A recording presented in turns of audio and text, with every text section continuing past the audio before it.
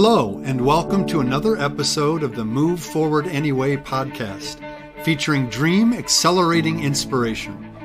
I'm Jeff Meyer, your host, author, entrepreneur, and coach. My goal with this podcast is to help you identify and clarify your own dream by taking wisdom from others' successes and challenges. If you're looking to take action on your dream, to make a difference doing something you love, but your fears are holding you back, then this podcast is for you.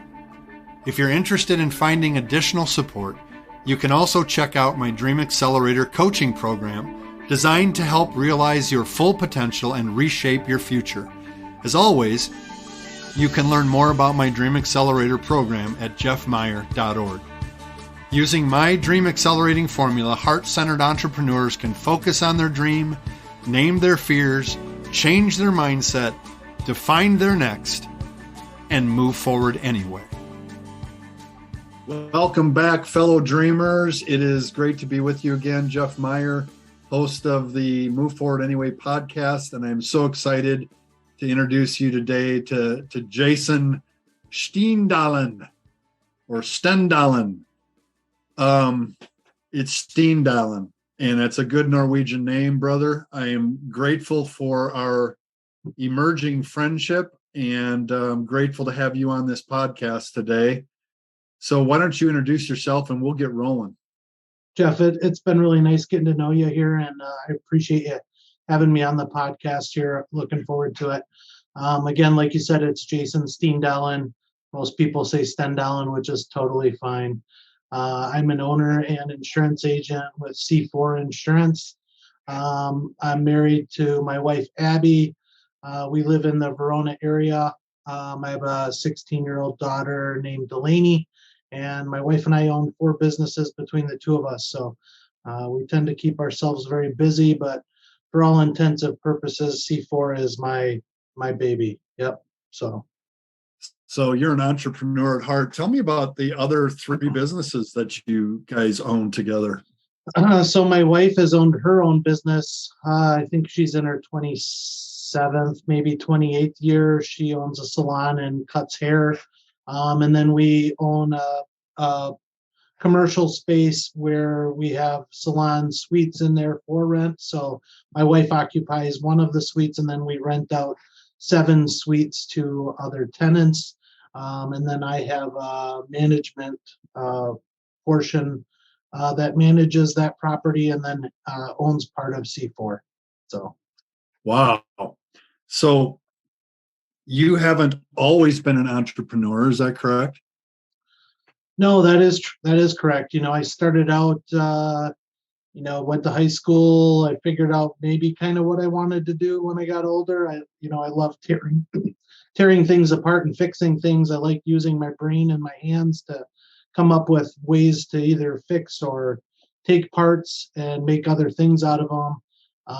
And I did that for quite some time, but then realized early on that looking at my superiors and my bosses and the higher ups, it really wasn't where I envisioned myself being and needed to make a change. So I got more into the sales side of things and experimented with some other roles in real estate, and then got into a recruiting position for high-level banking positions.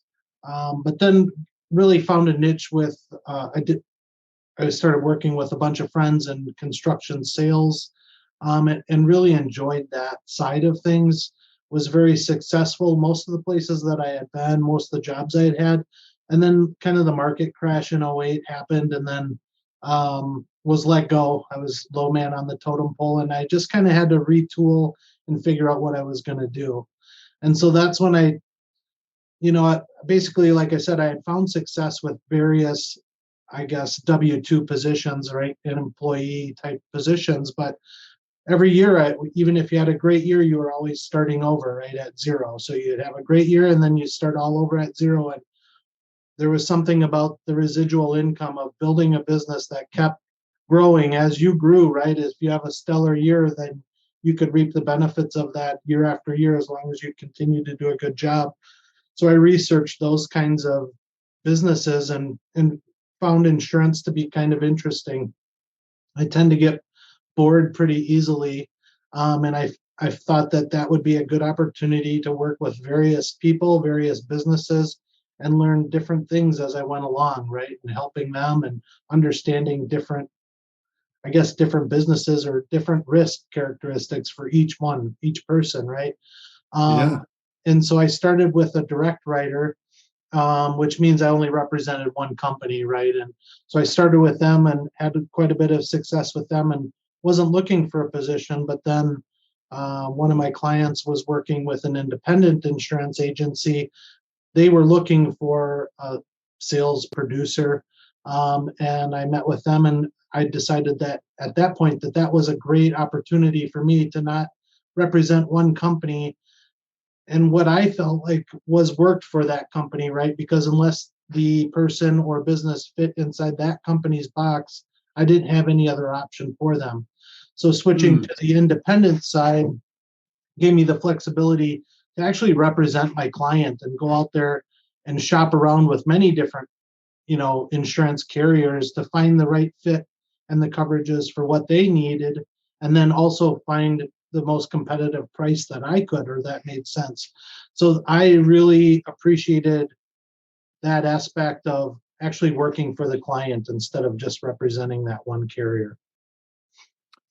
Yeah, I love that. I want to ask some more about that. But before I get to that question, though, you said something a little earlier about that transition from 2008 when you lost your job had to be kind of a painful moment, an unnerving moment for sure. That you said you researched places where you could.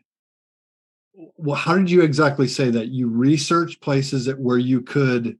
That What exactly provided did you research?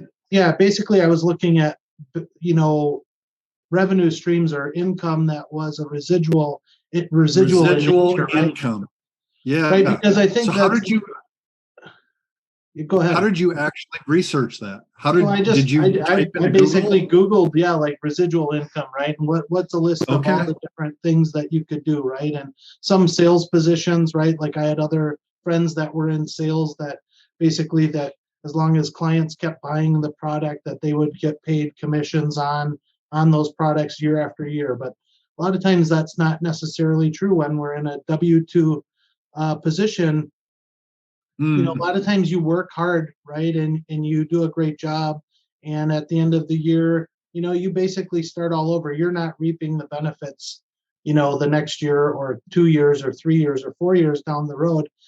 And I heard a speaker, I think it was Weldon Long, I want to say was his name.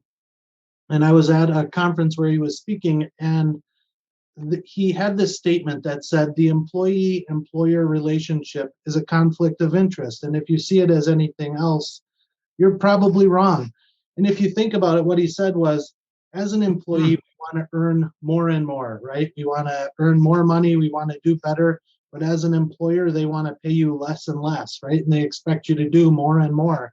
And so that really hit home for me that as long as I was working for someone else, that I was never probably going to get where I wanted to be, or they were going to require things that I didn't want to do.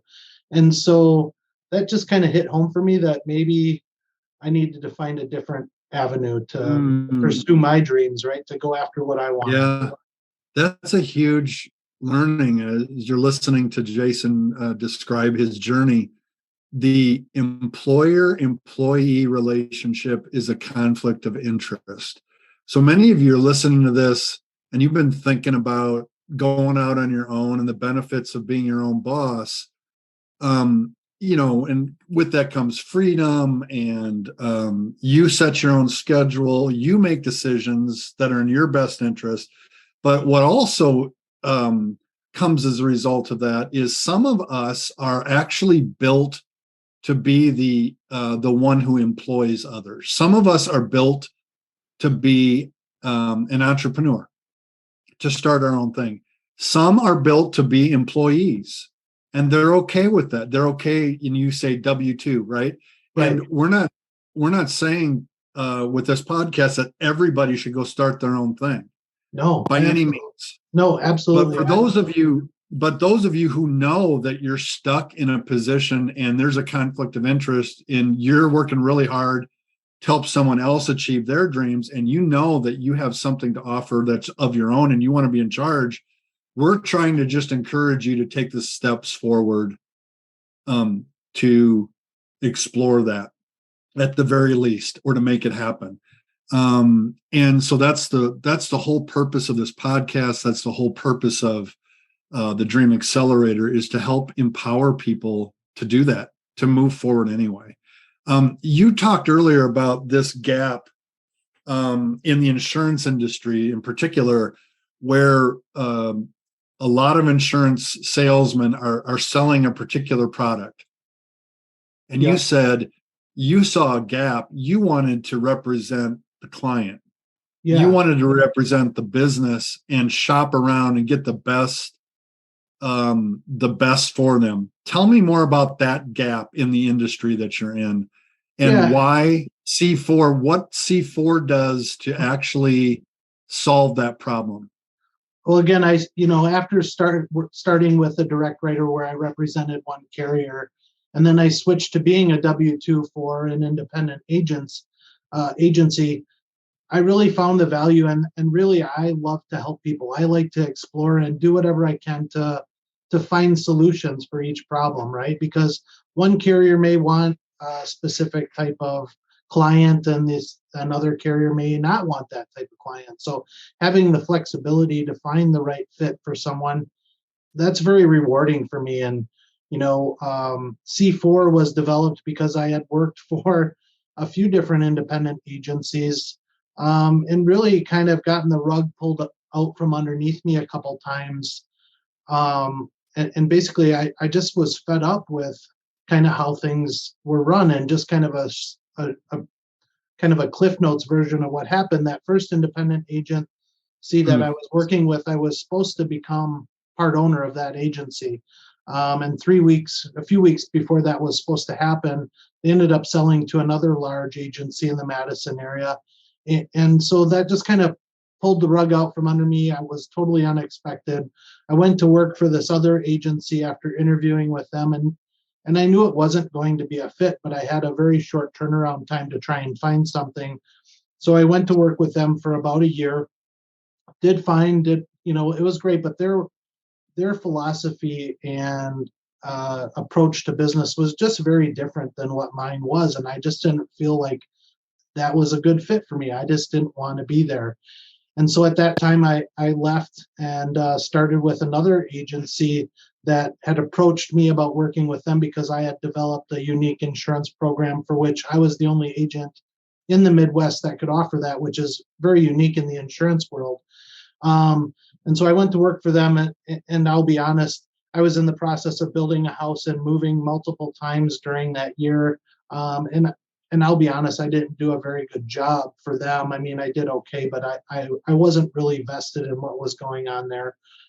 They decided to make some changes in their focus and focus more on employee benefits and onboarding, employees with various companies, and that just wasn't an interest of mine. So we decided to part ways. And at that time, I was just very frustrated with the insurance industry in general, and I decided, and honestly, if it wasn't for my wife, I'm not sure where I'd be right now. So I really have to give credit to her, because she had already owned her business for, I think it was 20 some years, right? And she was encouraging me, you need to do your own thing. You have to do your own thing, right? And so at that time I decided either I'm going to stick in insurance and do my own thing, or I'm getting out of the insurance industry altogether and do something else. And so because of my frustration, and it's kind of funny, I guess, but maybe not. It depends on how you look at it. But I just said I really wanted to change the industry. I said I wanted to blow up the industry. I really wanted to change how things were approached, how people looked at insurance. And no matter what industry you're in, I think there's bad apples out there that kind of ruin it for all of us, right? And there's people that are unethical and do things maybe not the way that most of us would probably appreciate. And so I just really wanted to change that. And so C4 was come up with because I wanted to just change the industry. I wanted to blow it up. I wanted to make it different. I wanted to make a difference, right? And so I couldn't really say that as a company tagline, like blowing up the industry. So I can't, I can't do that. So we had to come up with a real meaning for C4. And after thinking about it, I really thought about what's really important to me, right? And it's that we care about our clients, that we really ask the questions to make sure that we're getting things correct first and foremost. Not every client needs the same coverages. We're competitive, right? That's the second C, because we can shop around, we can find the right fit for each client's needs. And we do offer complete coverage, right? Because that's the third C. We offer home, auto, business, and life insurance with many different carriers. And then the last C is coverage, right? Because that's really what we're providing is it's carrying complete competitive coverage, right? And so that it's the four C's, right, that really kind of hit home for me, and it really explained things well. So it worked out well in the end. The original intent was just to make a difference, right? Yeah. So the first time I talked to you at lunch here in Madison, I did not know what C4 meant. So C4 actually is a bomb, right? Like a explosive. Yeah, it's that blows things up. It's plastic explosives, right? Plastic explosives is a C4. Yeah. So you're saying it without saying it. I love that. So this is really cool because a lot of entrepreneurs, and they don't realize this until they do a retrospective. There's something wrong that they're fixing. They have a passion, they have skill set, they see a need, something's wrong, they want to fix it. I love how that's in your personal DNA. Back in high school, you love to take things apart. We could say blow them up, right. And then put them back together where they make sense, right? And so you're actually using that DNA, that way of approaching life in this business. You recognize something in your niche, in your industry, that what does not work for the client. Yeah. And you wanted to develop something better. You wanted to change it, blow it up, make it better. And so that launched this dream. And you're not just any other insurance salesman. You are solving a problem. Would you like to say anything more about the problem you're solving with your dream? First, I want to say that's an interesting perspective because I never really thought about it until you just said that, where even back in the day, even as a kid growing up, I loved to tear things apart and try to fix them and try and solve problems, right? And I never really, I guess, associated that with insurance and kind of what I do now. So that was a very interesting perspective. But as far as fixing problems now, like I said, we're not the best fit for everyone, and if we're not, we'll tell clients that, right? And I think people are shocked by that. Many times when we see that someone's got the appropriate coverage, that their premium is, in line with what we'd say, a lot of times we'll say, hey, we're not a good fit for you. Your coverages are good, your premium is good, and they're blown away by that because we're not trying to sell them.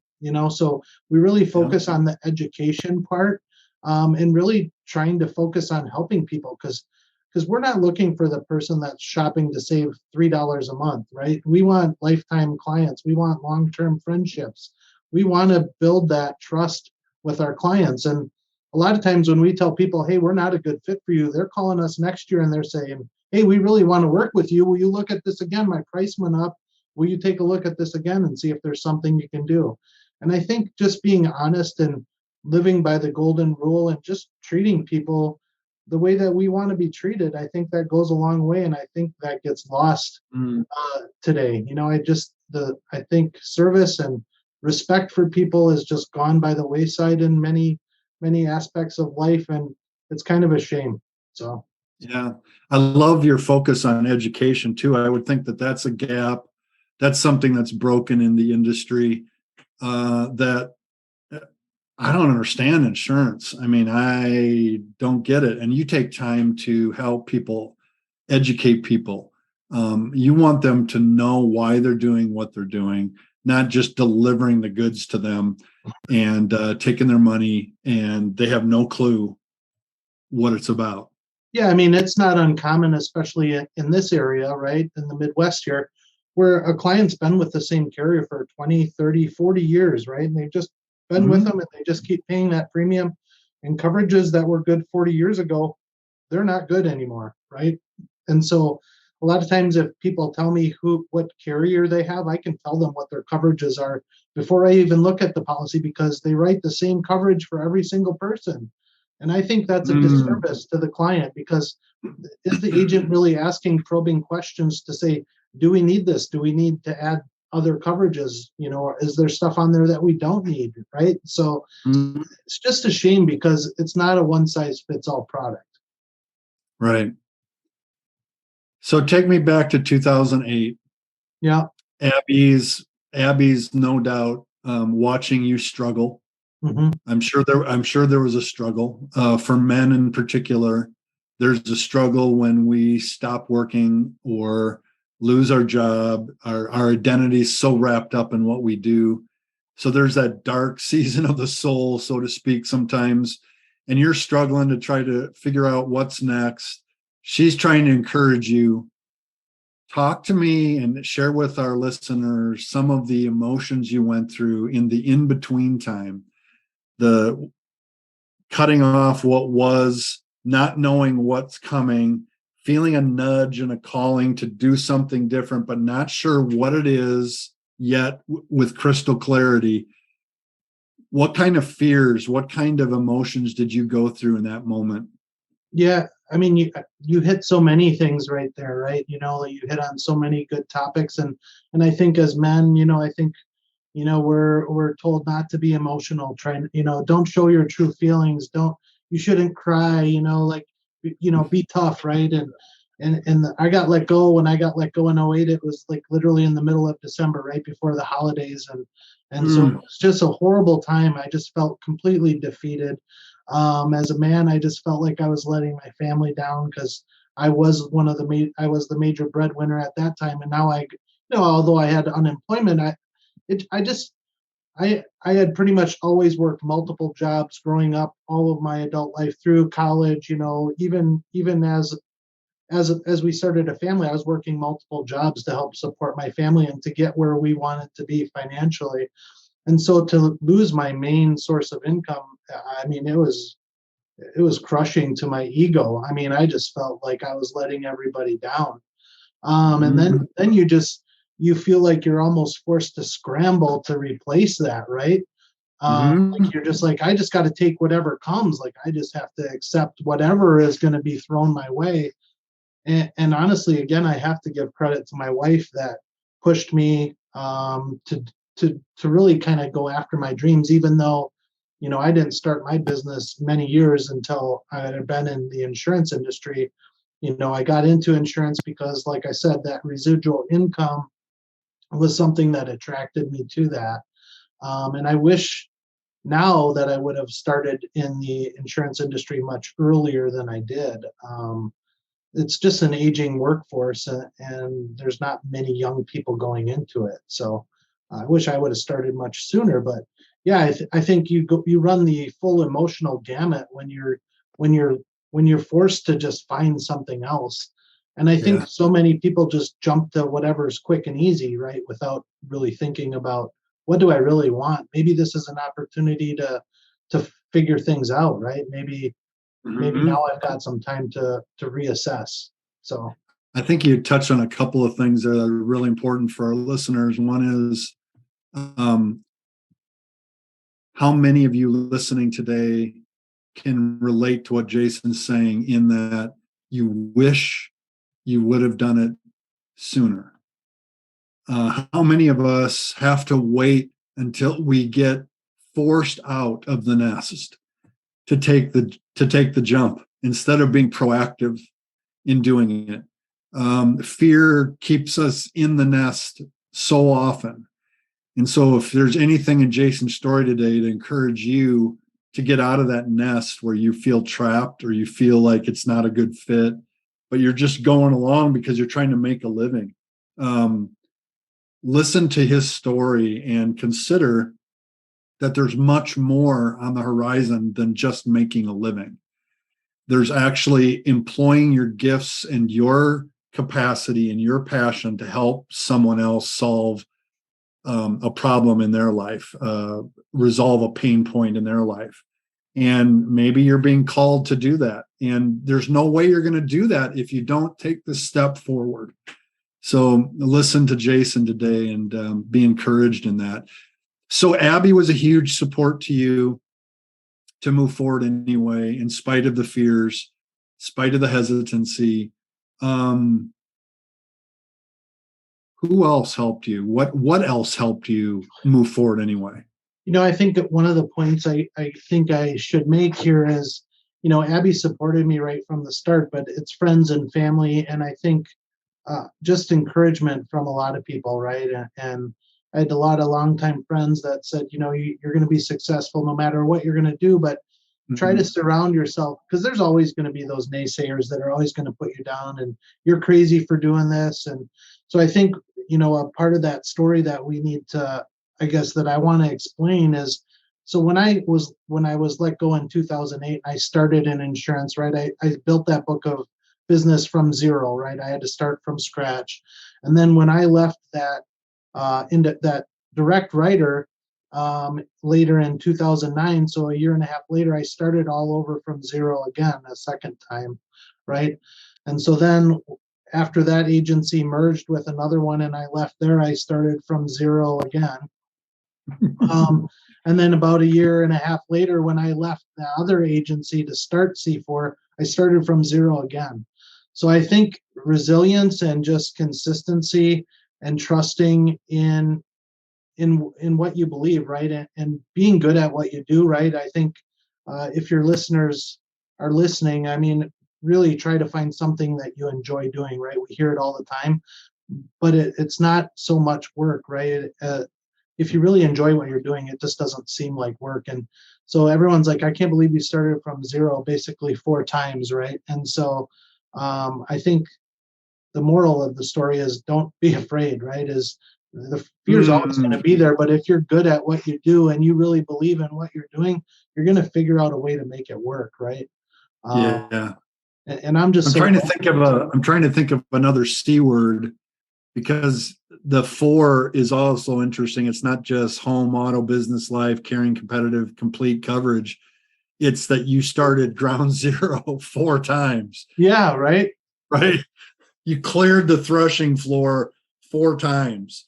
Yeah. And so the entrepreneur's journey has a lot of starts and stops and redirects, realignments. And even after you started C4, I'm sure you've had a lot of things that have changed. You've had to adapt, right? You've had to say, we're not doing it that way anymore because that's not working. And you had to find a new way. Yeah. It's constant.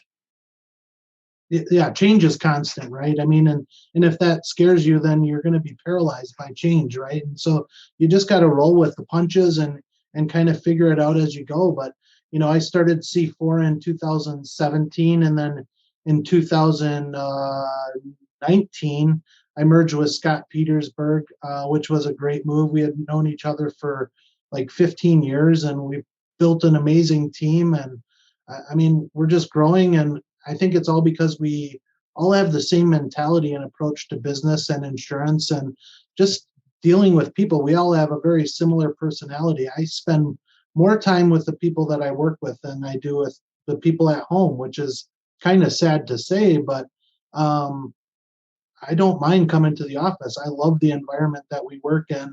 And when we're interviewing people to work here, it's very important to me that they're going to fit the chemistry here and not change the camaraderie that we have here, because we like to joke and laugh around and have a good time as much as what we do is very serious. I don't think that if you can't have a good time doing what you're doing, it's going to be I think it's going to get very frustrating and old after a while. So you got to enjoy what you're doing. What are the challenges that you're facing today as you approach 2023? What are the big things that you're going to have to resolve this coming year? Well, we're in the process of purchasing another agency, so that always comes with some some growing pains and just making sure that those clients have been served the same way that we would serve our own clients. And so going through all of that, we're always looking for new staff and talent to bring into our agency. And right now in the current workforce, it's very difficult to find the right people. So I think that's always a challenge, but I think just growing and maintaining our current path, that's our primary focus, right? Is to just continue to do a good job and just keep growing. So Yeah. just keep doing what we're doing. Yeah. So that's awesome.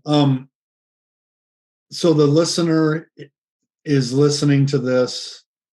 They're starting to get a little bit of a spark in their heart about doing something different. Maybe their idea is a little fuzzy, but they know they need to do something different. So they're willing to take those next steps. But as soon as this podcast is over, real life hits and the pressures of making a living come to bear. And they give into they're tempted to give into the second voice, which usually says something like, it's not the right time to do this, or you don't have what it takes, or take the safe route. You never can depend on the new thing. It might not work out. All those doubts that come in that tend to pull us back and to begin to think, I shouldn't do this. What would you like to say as a final word in this podcast to that listener? There's two thoughts that come to mind when it comes to what you just asked, right? There's one from my father when I was talking about trying to be ready to have a family.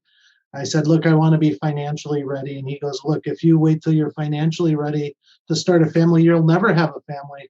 And he said, you just got to do it and you figure it out and you make it work. The other one is a quote, and I don't know who said it. It's been said many times, but if you want something you don't already have, you have to do something that you haven't already done, right?